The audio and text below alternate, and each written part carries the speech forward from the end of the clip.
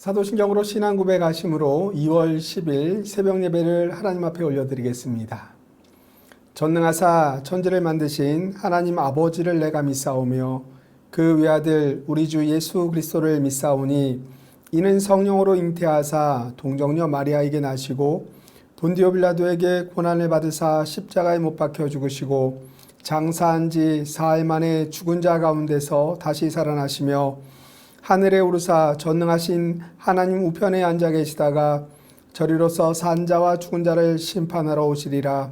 성령을 믿사오며 거룩한 공예와 성도가 서로 교통하는 것과 죄를 사하여 주시는 것과 몸이 다시 사는 것과 영원히 사는 것을 믿사옵나이다. 아멘.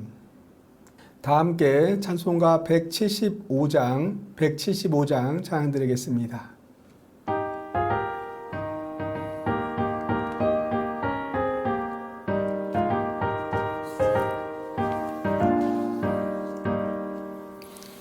신랑 되신 예수께서 다시 오실 때 밝은 등불 들고 나갈 준비됐느냐. 그날 밤에 주님 맞을 등불이 준비됐느냐.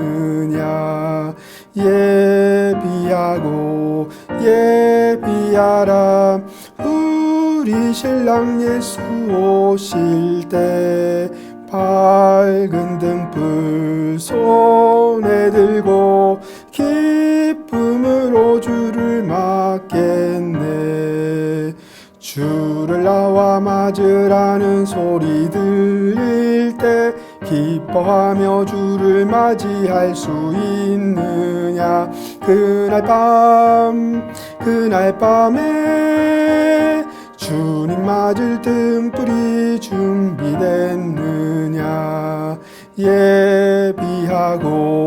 예비하라 우리 신랑 예수 오실 때 밝은 등불 손에 들고 기쁨으로 주를 맞겠네.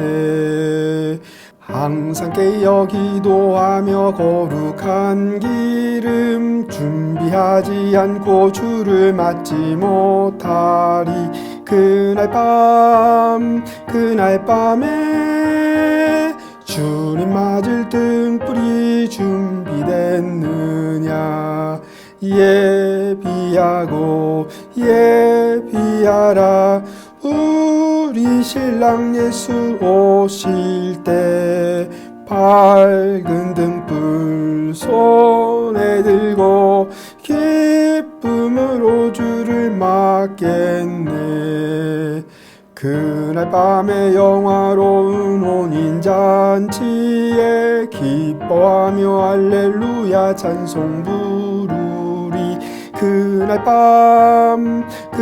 밤에 주님 맞을 등불이 준비됐느냐. 예비하라 우리 신랑 예수 오실 때 밝은 등불 손에 들고 기쁨으로 주를 맞겠네. 오늘 하나님께서 우리에게 주시는 말씀은 누가복음 12장 49절로 59절 말씀입니다. 누가복음 12장 49절로 59절 말씀입니다. 내가 불을 땅에 던지러 왔노니 이 불이 이미 붙었으면 내가 무엇을 원하리요. 나는 받을 세례가 있으니 그것이 이루어지기까지 나의 답답함이 어떠하겠느냐. 내가 세상에 화평을 주려고 온 줄로 아느냐. 내가 너희에게 이르노니 아니라 도리어 분쟁하게 하려 함이로라.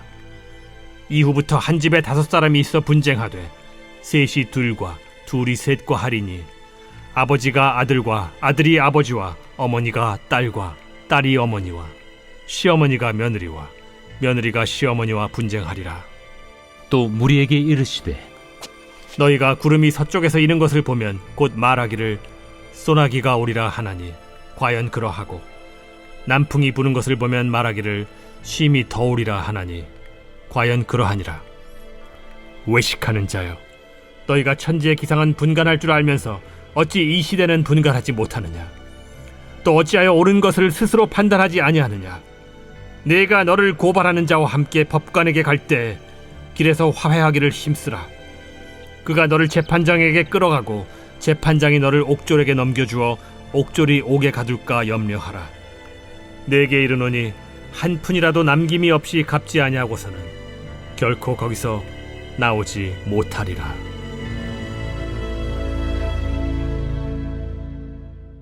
할렐루야. 하나님의 은혜와 평강이 가득하시기를 축복합니다. 분쟁하게 하려 함이로다 라는 제목으로 말씀을 전하겠습니다. 오늘 말씀은 참 이해하기가 힘든 말씀입니다. 우리의 상식과는 전혀 다른 듯한 그러한 말씀이죠. 오늘 말씀에 보니까 나는 세상을 분쟁하게 하려고 왔다라고 이야기를 하고 있습니다. 우리 주님 요한복음에서는 무엇이라고 말씀하시죠? 내가 온 것은 양으로 생명을 얻게 하고 더 풍성히 얻게 하려 함이로다 라고 말씀하셨습니다. 그런데 주님께서 오늘 말씀해 보니까 분쟁하게 하려고 오셨다라고 이야기하죠. 이것이 무슨 뜻일까요? 예수님이 왜 이 땅에 오셨습니까? 50절 말씀해 보니까 예수님이 받으실 세례가 있다라고 말씀하고 있는데요. 그 세례가 무엇일까요? 십자가에서의 죽음입니다. 여러분, 세상에 죽기 위해 태어나는 사람은 없을 거예요. 그런데 우리 주님은 죽으시기 위해 이 땅에 오셨습니다. 그것을 이루기까지 얼마나 답답하셨겠습니까? 오늘 말씀해 보니까 나의 답답함이 어떠하겠느냐라고 말씀하고 있습니다. 주님께서는 하늘의 평안을 포기하시고 이 땅에 오셔서 이러한 고통과 고뇌의 답답함을 당하셔야 했던 그 이유가 무엇입니까? 우리를 구원하기 위해서, 우리와 하나님을 화평케 하기 위해서 주님은 그 일을 친히 이루셨습니다. 그러므로 하나님의 구원을 거절하는 사람들은 화평이 아니라 분쟁에 빠질 수밖에 없는 거죠. 오늘 특별히 52절로 53절 말씀해 보니까 한 가정 안에서도 분쟁이 끊이지 않을 것을 이야기합니다. 53절 말씀입니다. 아버지가 아들과 아들이 아버지와 어머니가 딸과 딸이 어머니와 시어머니가 며느리와 며느리가 시어머니와 분쟁하리라 하시니라. 여러분, 이게 무슨 뜻일까요? 종교 때문에 가족들이 싸운다는 그런 의미일까요? 전혀 그런 이야기가 아닙니다. 이것은 설령 가족들이라 할지라도, 피를 나눈 그런 형제라 할지라도 유일한 생명의 길을 받아들인 사람과 거부한 사람은 나누어지게 된다라는 뜻입니다. 이것은 그리스도인들이 일부러 배타적인 자세를 취하는 것이 아니라 영생과 영벌은 완전히 배타적인 것이기 때문에, 배타적인 영역이기 때문에 그럴 수밖에 없다라는 것이죠. 주님은 계속해서 시대에 대해서 분별할 것을 말씀합니다. 오늘날 우리는 일기예보를 통하여서 기상을 관측하는, 기상을 예측하는 기상청이 있습니다. 그러나 당시에는 자연을 통하여서 날씨를 예측하였습니다. 서쪽 지중해에서 올라오는 구름은 큰 비를 내릴 것이고, 또 남쪽 아라비아에서 불어오는 열풍은 폭염을 예고하였습니다. 그렇게 천기를 분간하면서 왜 시대는 분간하지 못하느냐라고 주님께서 책망하고 있죠. 예수님께서 오셨던 그 시대는 어떠한 시대입니까? 로마의 지배하에 이 사회의 갈등이 굉장히 극에 달한 상황이었습니다. 국가적으로도 그렇고 개인적으로도 절망이 극에 달하였죠. 그래서 구원자인 메시아를 대망하던 그런 시대를 살아야 왔습니다. 그런데 그들에게 구원의 길이 없는 것이 아니었죠. 57절에 이렇게 말씀합니다. 그들은 스스로 옳은 것을 판단하지 않았느니라. 구원의 길이 없었던 것이 아니라 그들이 옳은 것을 판단하지 않았다라는 거예요. 왜 나의 삶은 이렇게 절망스럽냐고, 이렇게 소망이 없냐고. 우리는 푸념할 수 없다는 거예요. 왜냐하면 이미 하나님께서 모든 사람들에게 구원의 길을 제시하여 주셨을 뿐만 아니라 참된 소망과 평안함과 기쁨을 우리 가운데 주셨기 때문입니다.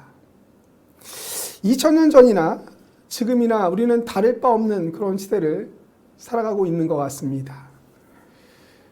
2000년 전 주님께서 책망하시던 그때 당시 그들은 스스로 옳은 것을 판단하지 않았어요.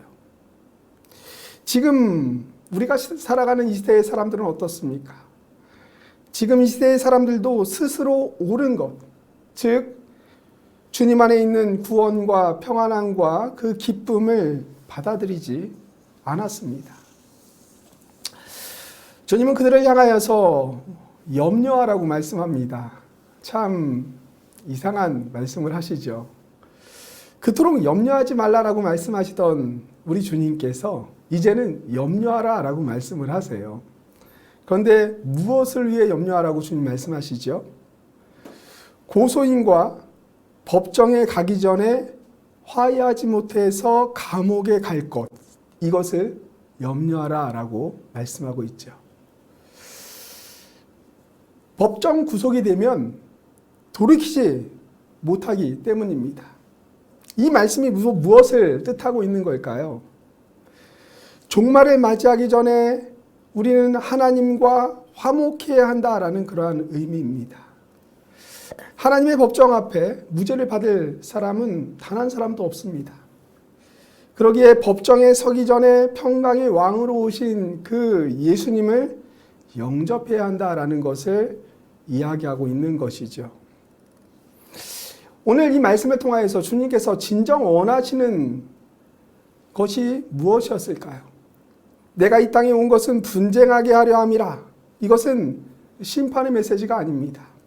이 말씀을 통하여서 당시 사람들에게 경각심을 일깨워서 그들이 예수님을 구원자로 받아들이게 하기 위함이었죠. 예수님은 시대를 분간하지 못하는 이들을 바라보면서 통탄하셨습니다. 사랑하는 성도 여러분, 요즘 코로나로 인하여서 힘든 시대를 우리는 살아가고 있습니다. 여러분, 이 시대 가운데 이 시대를 바라보면서 무엇을 느끼고 계십니까? 주님 오실 날이 점점 가까워지고 있습니다. 우리는 더욱 끼어서 하나님의 심판을 의식하며 지혜로운 자로 살아야 합니다. 하나님과 화목한 삶을 살아야 하는 것이죠. 가정과 또 함께하는 이웃들과 그 하나님의 화평을 또 전하는 그러한 삶이 우리의 삶이 되어야 할 것입니다.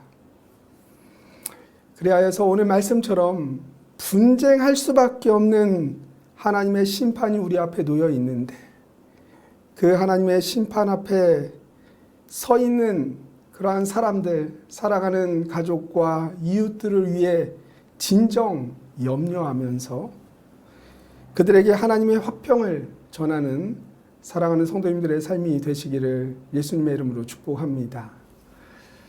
함께 들은 말씀 생각하며 기도하기를 원합니다. 하나님, 시대를 분간하는 그러한 사람이 되기를 원합니다. 주님 오실 때가 얼마 남지 않았음을 알고 주님과 더욱 화목한 삶을 누리는 자가 되게 하여 주옵소서.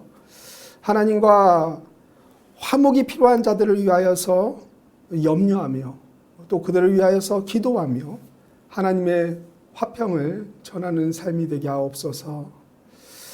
하나님과 화평을 누리는 사랑하는 자녀, 또 가족, 그리고 친척들, 또 이웃들이 될 수 있도록 하나님 나를 사용하여 주옵소서.